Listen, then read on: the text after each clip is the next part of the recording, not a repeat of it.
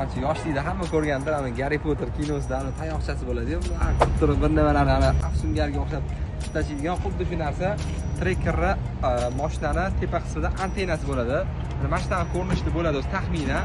Biz buni bekorga yechib tashlamaganmiz. Mana bunaqa anu Malibularda o'z zavatskoy chiqadigan akula bor, va Equinoxda mana o'shani uстановка qilib beryapmiz. Ko'pchilik buni просто обманка deb o'ylaydi. Yo'q, buni o'zini qiladigan o'sha antenna vazifasi bor.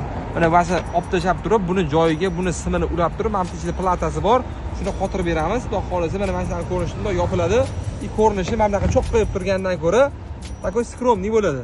Xullas, bunga trekker 2 avtomobiliga akula qo'yib beryapmiz. Orqa tarafiga o'zini mana bu yerda obbanka turadigan o'zini atrajatel deydi, o'shanisini o'rniga mana yarimdordan qo'yib beryapmiz mana. Tormoz bosganlarida, pоворотник yoqqanlarida, avarinkani yoqqanlarida ishlaydi. Hozir salafanini shilishi okam o'zlariga beramiz endi. Eng shirin joylardan bittasi. Xullas, shunaqa xizmatlar bo'yicha bemalol tashrif buyurib, bemalol ishlarni bitkazib ketsanglar bo'ladi. Bizani kuzatishda davom etinglar. Shu videoga bitta like bosib qo'yinglar.